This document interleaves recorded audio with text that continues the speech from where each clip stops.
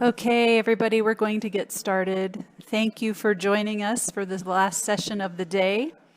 We are lucky to have Sara Freeman with us. She is an assistant professor with the College of Science, Department of Biology, and Megan Raddatz. She is a graduate student with the College of Science, also the Department of Biology, and they will be sharing their knowledge and expertise on teaching with desirable difficulty, promoting student success through the practice of productive struggle. So we are glad to have you and turn the time to you.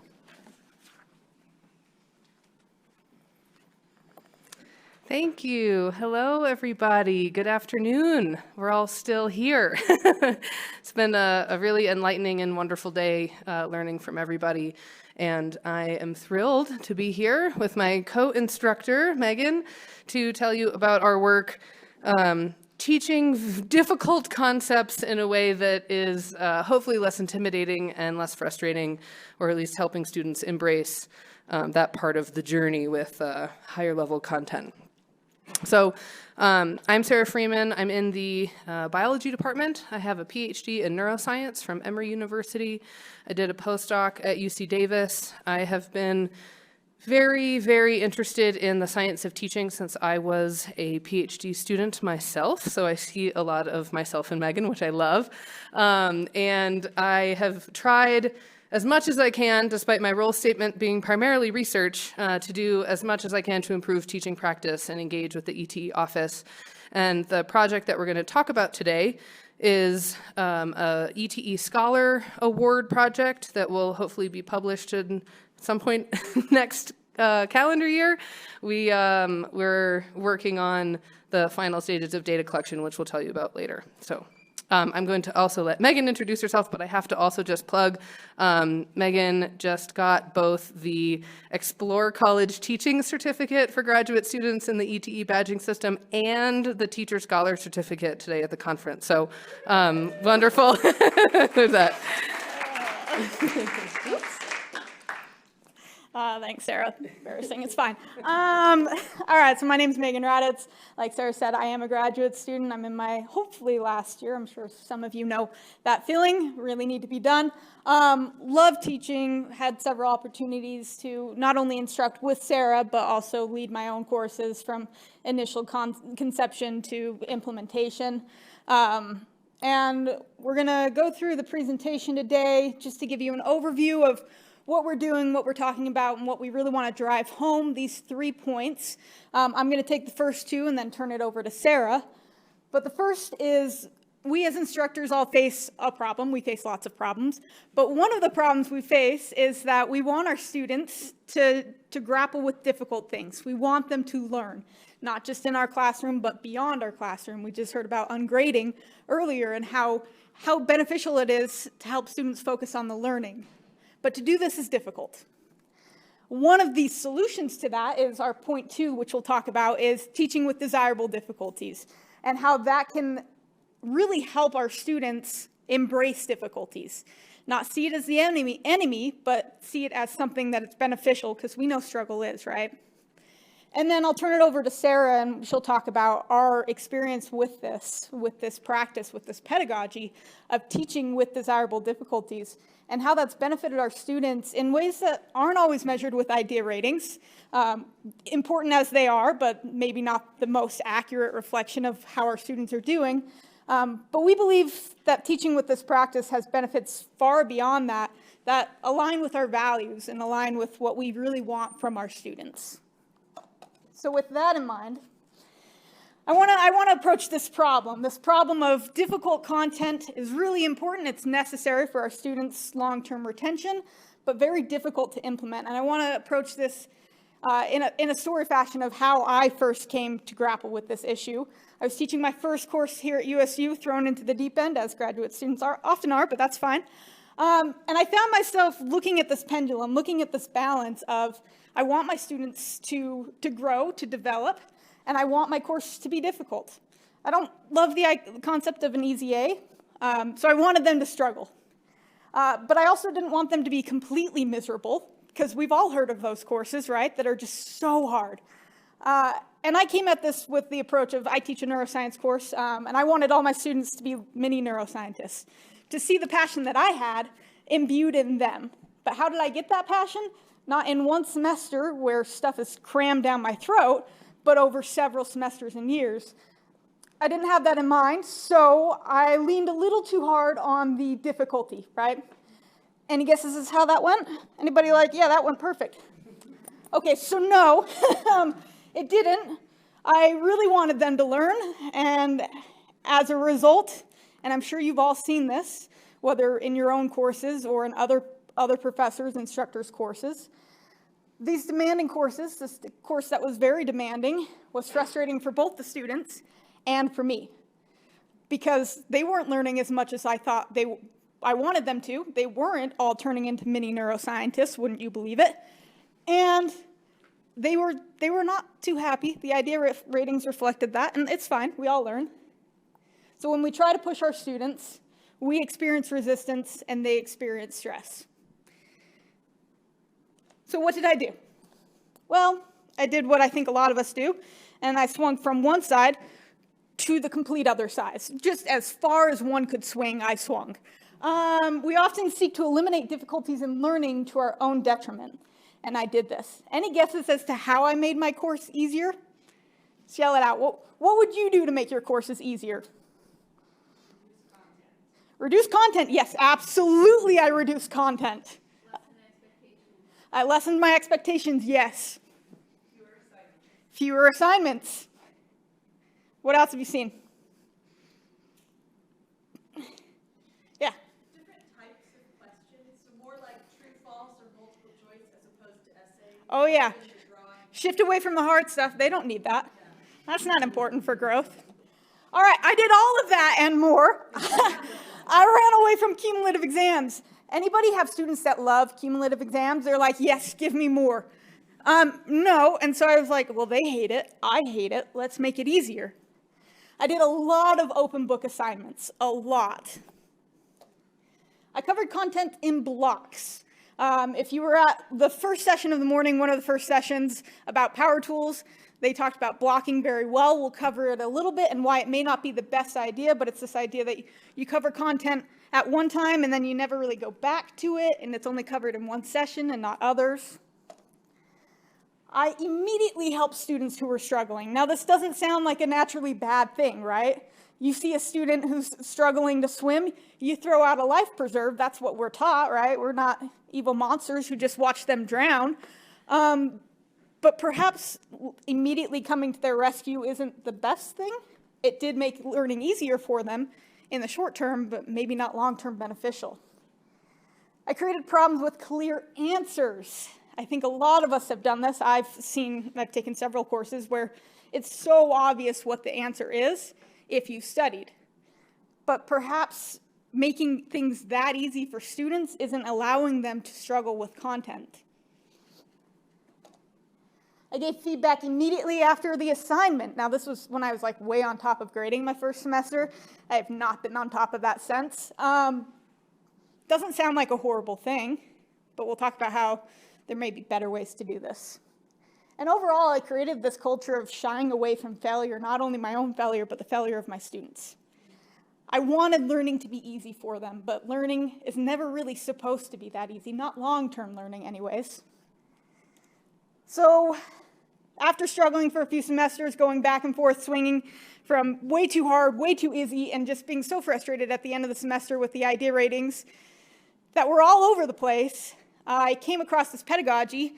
Sara actually introduced me to it, this idea of desirable difficulties, that of all the solutions out there of me trying to troubleshoot this issue, one of the main solutions is to help the students view difficulty as desirable. Rather than saying that there's this pendulum that I was swinging back and forth from, with students saying those tests were so hard, I never felt like I could succeed no matter how much I did, to a student being brave enough to say your course was too easy, which it's got to be really easy if students are complaining about that, saying I felt like my learning was a bit hindered by the fact that there were so many open book assignments. To then, with Sara and I implementing this content into our course last year and my own course last semester, Having students say, I truly enjoyed this class. I learned so many techniques and had many opportunities to practice productive failures. I got the opportunity to fail. Not something we hear often, right? Or I learned more in this course than any class I've taken before, and I liked it. So how do we get here? How do we help students view difficulty as desirable and teach with productive struggle? Well, most of what we're going to talk about for the second third here is coming out of this book here, Teaching with Desirable Difficulties. It's a very nice and concise guide of how to do this. We're going to summarize it for you so you don't have to read it, but I do recommend reading it because it's worth your time. It's like 80 pages, and it took me an afternoon. Okay, so what is desirable difficulties? Desirable difficulties is this idea that we can make initial learning more difficult to encode, but in the long term, easier to retrieve and apply. How do we do this? Well, I'll talk about a few classroom applications, and then Sara will take over and show you what the results of teaching in this manner leads to. But there are 4 key practices that really drive home how you teach with desirable difficulties. How do you help your students change their mindset to where they say, I got to fail. I love that I got to fail. The first is teaching with a growth mindset. Then we'll cover retrieval practice and testing, spacing and interleaving practice, and finally, not helping the learner so much. Stop being helicopter instructors. A lot of these have been covered in other sessions today, and they go hand in hand with a lot of techniques, whether it be ungrading or checking out your power tool belt, whatever it may be. These are things that we learn and are good practices, but put in a different context. So first and foremost, teaching with a growth mindset. Anybody heard of growth mindset before? Oh, looky there. We all have ears. Yes, right? This has been talked about 1,000 times before. The only reason I bring it up here is because if we're going to ask our students to struggle, to engage with difficult content or difficult skills or techniques that we need them to learn or want them to learn, we need to prepare them with the correct mindset to do this.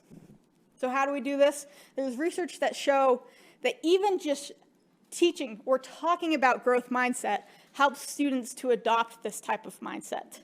So Sara and I, in our course, talk about it.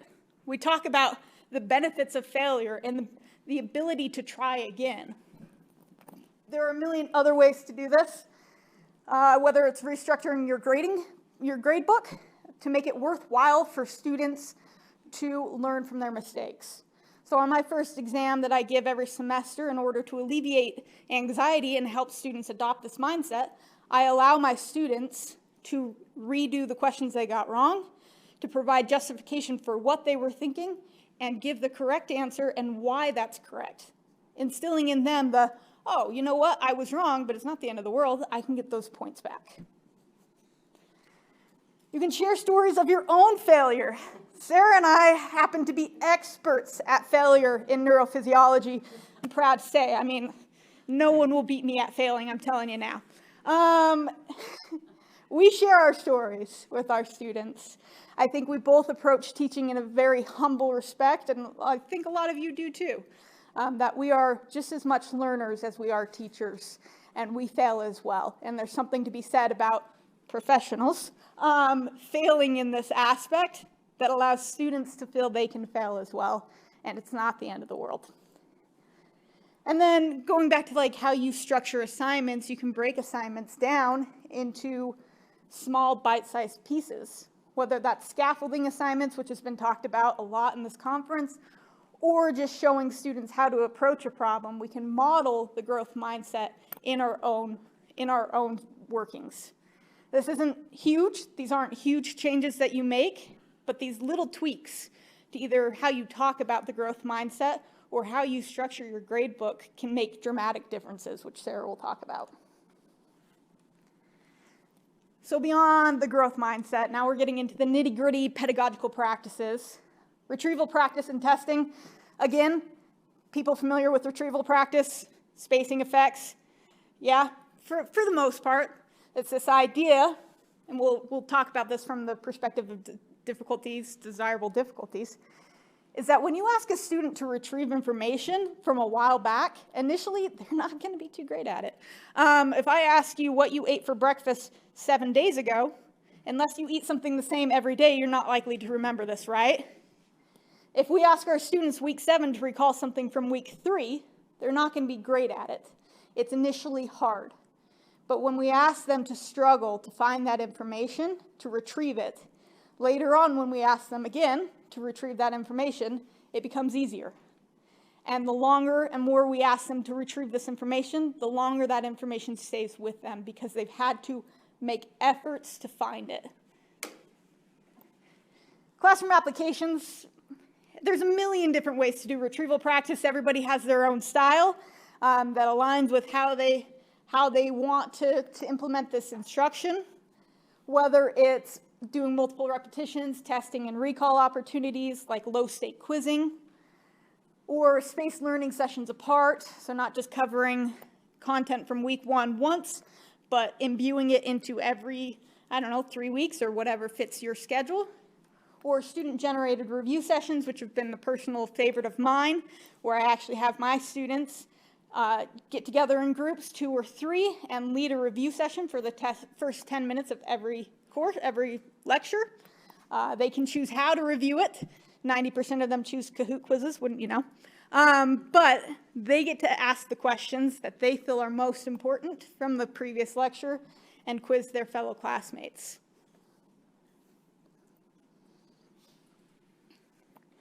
The third practice out of 4, you're almost done listening to me, I promise, is spacing and interleaving. Okay, interleaving was new to me, but it was talked about actually a few times today. I want to get a feel for the room. Who's heard of or is familiar with interleaving? Okay, not as many. I was also kind of unfamiliar with this. The example given in the book that I actually find is really helpful is, how many of you took piano lessons as a kid? Okay, cool. My parents forced me to. I lasted 2 lessons. Okay, in piano lessons, you come to a lesson, and they ask you to play scales, probably, and then you practice the piece, and then maybe you practice dynamics or something else, right? You don't spend the entire 30 minutes just focused on scales, right? This is the idea of interleaving, that you're working on multiple skills, multiple concepts in one session. Because let's face it, if you just practice scales for 30 minutes, your entire session, when you came back for the next session, you would be really good at scales, but your chances of playing Mozart are non-existent. The same thing applies to how we teach. Often we teach in blocks, and textbooks are made this way perfectly. You teach one chapter, and then you don't really worry about it again, or maybe you bring it up every now and then you teach the next chapter. And they kind of flow, but they're not always super interconnected.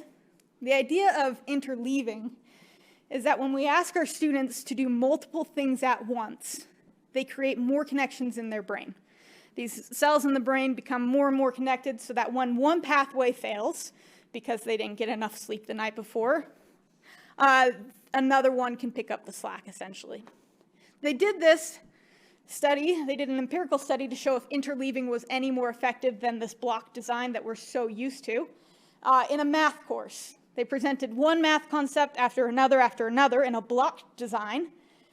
And then with the interleaving group in blue, they presented all of these concepts at once in one session.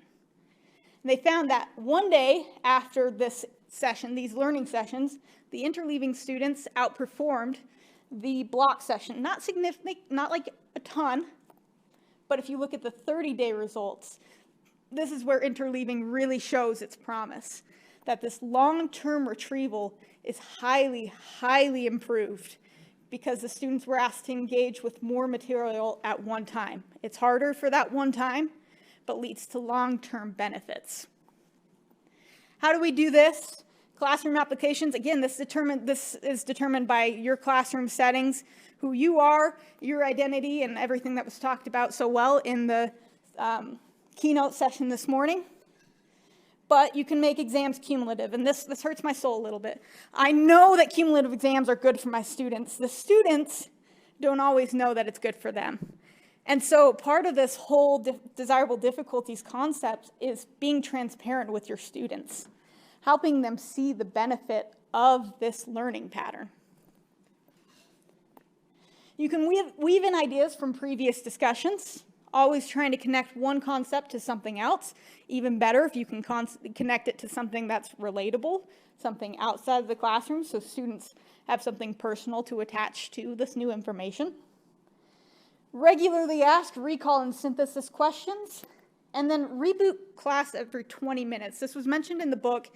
It's not something I've personally tried, but might try eventually, and it's this idea that every 20 minutes, or 15 or 10, whatever works for you, you change up the concept. So if in the first 20 minutes I'm talking about, personally for neuroscience, the action potential, the next 20 minutes I might talk about the methods used to examine the action potential. The next 20 minutes I might talk about the history of that. So I'm connecting multiple concepts, all related, not in a chaotic fashion, but in an organized way that's systematically there to help students engage with multiple ideas, multiple concepts in one sitting. Finally, don't help your learners so much. We allow more learning to take place when we are not helicopter instructors. You've all heard about helicopter parents. Now it's the age of helicopter instructors. None of us want to see our students struggle, of course not. But it's in the struggle that students learn the most. This isn't to say leave them to drown. It's to say create a supportive environment so students feel like they can succeed and they can fail. That it's safe to do so, whether that's because of your structuring system like ungrading, or because of how you are as an instructor and how supportive you are to your students. Whatever it is you do, back off just a little bit. Some ways to do this, again, classroom applications. Create deliberately ambiguous problems that require critical thinking. Case studies are awesome at this. If you think about case studies, there are several possible answers that are all correct in their own way. It's not straightforward in any way, and students can come to their answers in their own way, relying on their strengths. This is a deliberately ambiguous problem. It'd be easier on the students, if there was one clear answer, yes. But in the long term, it doesn't benefit them to have one clear answer. It benefits them to have to critically think about what could work in this situation. Allow for productive failure, conditions where learners persist in exploring alternative solutions. In our course, we call this the fail 9 times, which is to say, tell your students fail 9 times. And on the 10th, maybe something will work. And I'm telling you now, as a PhD student, I'm telling you the 10th time rarely works. But when I failed 9 times, I'm willing to fail a 10th. I'm willing to fail an 11th. And our students are too. We found that they're willing to fail if you set it up well enough. Scaffold material, which we've talked about before, but giving them a chance to really struggle with easier, smaller assignments before getting to the big stuff. And then delay feedback. Now, a lot of us are probably naturally good at this because we have a million other things to do that sometimes it takes us a week or two to grade assignments. That's not always like the worst thing. Don't be down on yourself, because there's studies that show that if we delay our feedback just a little bit, 1 or 2 weeks, that oftentimes students will go back and re-engage with that material and come up with a solution that maybe we wouldn't have come up with, but something that works for them. So sometimes delaying feedback is actually more beneficial than immediately giving them feedback and being this life preserve that they don't need, but they've learned to rely on because of the way in which we've set up our courses sometimes, or at least the way that I had set up my course. So with all of this in mind, these four key principles of desirable difficulties, teaching with desirable difficulties, and the ways in which you could apply it, I'm going to turn it over to Sara, who's going to talk about what this did for our students, how we did this for our course, and the overall impact of this teaching pedagogy. All right. Thank you for that conceptual overview. Let's talk a little bit about specifics for our neurophysiology laboratory course. This is a 5,000 level, low enrollment undergraduate laboratory class. in which students are tasked with learning from basically scratch how to record action potentials from living neurons in invertebrate animals like earthworms, crayfish, fruit flies. And this requires that students basically figure out how to operate all of the same recording equipment that would be found in a professional research laboratory of anybody studying neurophysiology. So there are some sort of adaptations for an educational environment, both with hardware and software, but we now have a classroom over in BNR that is outfitted and equipped with 4 recording rigs. We've worked really hard to apply for grants, equipment award programs, other opportunities to develop this course for the students at Utah State, which we have found as neuroscience educators here are increasingly thirsty for neuroscience curriculum across psychology, biology, a variety of different interdisciplinary disciplines or departments on campus. So I built this course with Megan's help. Actually, it initially envisioned it and then could not have done it without her. And so one of the way that I'm going to talk about the specifics of all of the sort of overview content is related specifically to skill building. So pulling micro-suction electrodes out of these glass capillary tubes, learning how to set up a recording rig, do the surgical preps. We're not going to go into all of that detail, but I just want to situate your sort of imagination of what these students are going to be going through and how it might be frustrating for them to break a really fragile glass electrode that they just pulled and loaded into the recording rig if they, happen to bump it the wrong way when they're setting up the microscope, and then they have to start over again. Or they rip the nerve tract in the process of trying to patch on to record from it, and they have to go do another surgical prep, which takes 30 minutes. So we try to talk to them as openly and transparently and humbly as possible that we make these same mistakes, and that this is just part of the process of learning these skills and learning how to kind of approach it piece by piece. So our goals, besides the content of action potentials, the ionic basis of signal propagation, how can they handle large, complex intellectual challenges with maturity? How to create strategies to break large problems down into approachable segments, so that sort of scaffolding. And how to use healthy coping mechanisms to deal with frustration. We talk a lot about how it's okay to laugh or curse or whatever might come out of you in the moment that you have to start over again. We try to make it a safe space for students to fail and be sort of use like person-first approaches to instruction where we are with them in that struggle and we're sort of modeling that kind of approach. And what I wanted to do in the process, because I was thinking about this, that, we're teaching them these skills which are really transferable life skills. I would love it if a student left my course and remembered the basis of membrane potentials in neurons for years to come. But I would love it even more if they went on their life after they got their graduate or their undergraduate degrees with better coping skills and better, maturity and sort of abilities to deal with frustration because of their experience in our classroom. So what I am going to tell you about is this sort of rough timeline, and then I'll go into the details just in a little bit. We, last summer, prepped this course for the very first time. We're teaching it for the second time this fall. The approach so the orange is our course, Neurophysiology Lab. We gave what's called a coping self-efficacy scale at the beginning and end of the semester. I'll talk a little bit more about this validated psychological questionnaire. We gave them a mid-semester survey for our own feedback as instructors, which was very helpful.